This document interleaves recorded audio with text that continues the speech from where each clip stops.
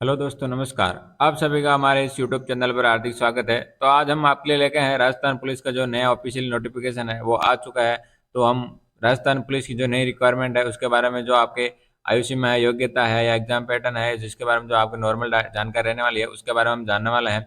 तो जो भी कैंडिडेट राजस्थान पुलिस का रिक्वायर के लिए आवेदन करना चाहते हैं वो इस वीडियो को एक बार लाइक करके अपने दोस्तों को शेयर कर दीजिए, ताकि जो इन्फॉर्मेशन है वो अपने दोस्तों तक पहुंच सके। तो हम वीडियो को बिना देरी शुरू करते हैं। तो राजस्थान रिक्वायरमेंट, यानी जो राजस्थान पुलिस की रिक्वायरमेंट है, जिसके अंदर यदि आप 12th पास आउट हैं तो इस रिक्वायर के लिए आवेदन कर सकते हैं। जिसके अंदर हम बात करेंगे आज जो 3,578 पद है, इसके ऊपर जो रिक्वायरमेंट है ये आपको होने वाली है। तो ये आप सभी के लिए सुनहरा अवसर है, क्योंकि पुलिस के पदों पर लगभग देखा जाए तो 3500 से अधिक पदों पर रिक्वायरमेंट है ये आपके होने वाली है। तो हम वीडियो को शुरू करते हैं।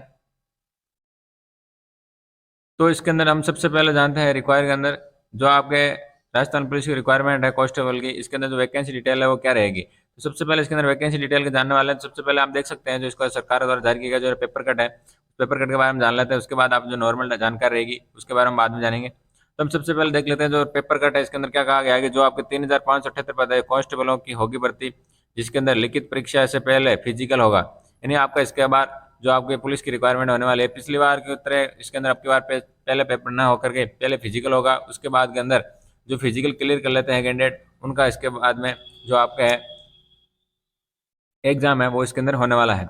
जिसके अंदर हम बात करेंगे, सबसे पहले इसके अंदर आपकी बार 2 पॉइंट मुख्य जोड़े गए हैं। जिसके अंदर पहला पॉइंट है वो है आपके फिंगरप्रिंट के साथ जो आइरिस स्कैन है, यानी आपके पहले फिंगरप्रिंट स्कैन होंगे, उसके बाद के अंदर आपकी जो आंखें हैं उसकी स्कैनिंग है वो की जाएगी। इसके आधार पर जो डमी विद्यार्थी होते हैं उनको इसके अंदर रोकने का आपकी बार प्रयास किया गया है।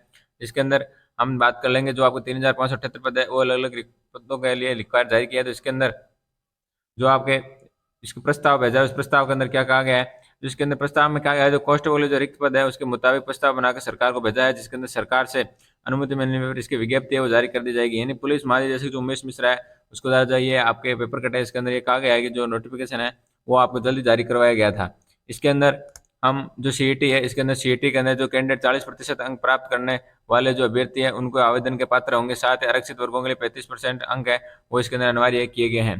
यानी इसके अंदर जब आपने जो 12th की सीईटी दी थी उस 12th की सीईटी के अंदर 40% से अधिक हैं आपके, तो आप इस जो रिक्वायरमेंट है इसके लिए जो आप फिजिकल के लिए हैं, पुलिस के फिजिकल के लिए आप जा सकते हैं। और इसके अंदर जो आरक्षित वर्ग है उनको इसके अंदर छूट भी दी गई है, यानी 35 अंक तक अनिवार्य भी किया गया है। इसके अंदर 5 नंबर के जो आपको छूट है वो इसके अंदर दी गई है। तो हम वीडियो को शुरू करते हैं। तो सबसे पहले बात कर लेते हैं इसके अंदर इंपॉर्टेंट डेट है। जो इंपॉर्टेंट डेट है वो क्या रहेगी, तो डेट के अंदर हम सबसे पहले बात कर लेते हैं आपको रिलीज नोटिफिकेशन है वो 3 अगस्त को जारी किया गया है। जिसके अंदर आपका आवेदन की प्रक्रिया है वो आपके 7 अगस्त से लेकर के 27 अगस्त तक चलने वाली है। जिसके अंदर हम बात करें मॉडिफाई एप्लीकेशन फॉर्म, यानी 28 और 30 तारीख को आप इसके लिए जो आप एप्लीकेशन फॉर्म यानी आवेदन करते हैं उसके अंदर करेक्शन है, तो आप इसके लिए 28, 29 और 30 तारीख को करेक्शन है वो इसके अंदर कर सकते हैं। फिर इसके अंदर हम बात कर लेते हैं रिक्वायरमेंट के लिए आवेदन शुल्क क्या रखा गया है। तो आवेदन शुल्क के अंदर बात करें तो इसके लिए जो अलग अलग वर्ग है या कैटेगरी के अनुसार इसके अंदर अलग अलग आवेदन शुल्क रखा गया है। इसके अंदर हम बात कर लेते हैं, सबसे पहले जनरल कैटेगरी है उसके लिए आवेदन शुल्क है 600 रुपये। इसके साथ SC ST PWD OBC और EWS है उनके लिए आवेदन शुल्क 400 रुपये रखा गया है, जिसके लिए आपको ऑनलाइन मोड के थ्रू है जिस पेमेंट का भुगतान है वो करना होगा। इसके अनुसार इसके अंदर जो समस्त जो विकलांग कैंडिडेट देख सकते हैं, समस्त विकलांग कैंडिडेट उनके लिए भी 400 रुपये आवेदन शुल्क रखा गया है। आरक्षित वर्ग के जो भी कैंडिडेट है आरक्षित के अंदर उसके लिए भी 400 रुपये आवेदन शुल्क है वो इसके अंदर रखा गया है।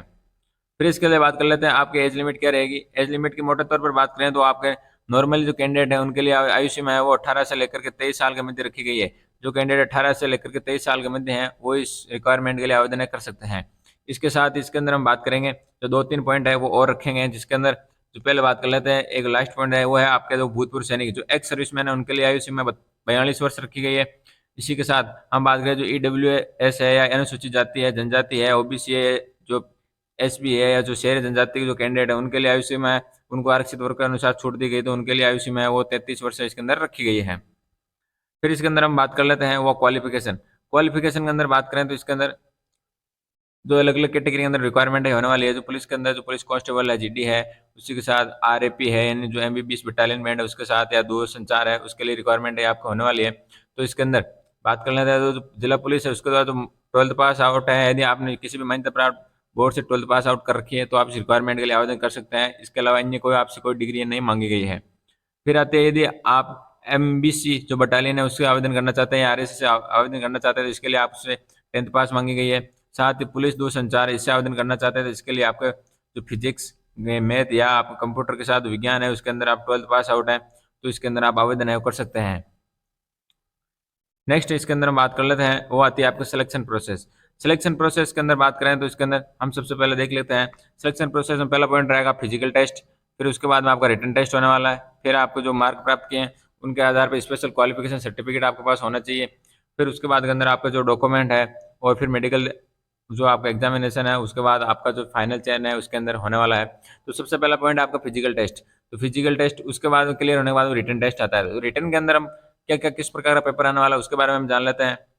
तो रिटर्न के बारे में जान लेते हैं। तो परीक्षा का चयन बात करें तो इसके अंदर आपको लिखित परीक्षा होगी 150 नंबर की, जिसके अंदर आपको 23 नंबर शारीरिक दक्षता के मिलेंगे और दक्षता परीक्षा इसके अंदर कोई लागू नहीं की गई है।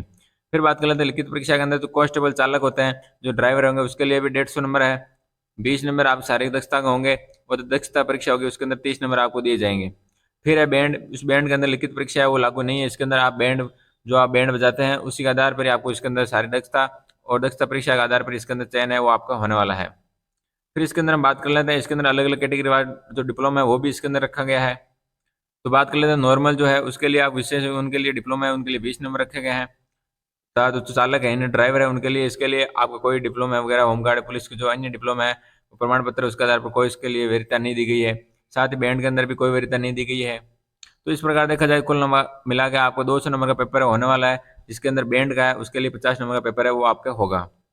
फिर इसके लिए बात कर लेते हैं एग्जाम पैटर्न। एग्जाम पैटर्न में तो आपको जो क्वेश्चन है वो कौन कौन सब्जेक्ट है उसका रहने वाला है। तो इसके अंदर आपका पेपर है वो आपका ए बी सी और डी जो 4 पार्ट है इसके अंदर होने वाला है, जिसके अंदर रीजनिंग के 60 क्वेश्चन 60 नंबर के, यानी एक क्वेश्चन 1 नंबर का जिसके अंदर होने वाला है। इसके बाद जनरल नॉलेज है, जनरल साइंस है, करंट अफेयर है उसका 35 क्वेश्चन है। उसी के अंदर हम देख सकते हैं जो वुमेन चाइल्ड यानी जो आपके महिला बाल विकास की जो भी किताब आती है उसके 10 क्वेश्चन आने वाले हैं। साथ ही हिस्ट्री कल्चर ज्योग्राफी या इकोनॉमिक पॉलिटी इसके आपके 45 क्वेश्चन है वो इसके अंदर रहने वाले हैं। जिसके अंदर बात करें तो कुल मिला के आपका पेपर है वो 150 नंबर का होने वाला है, यानी 150 नंबर का पेपर है वो इसके अंदर होगा।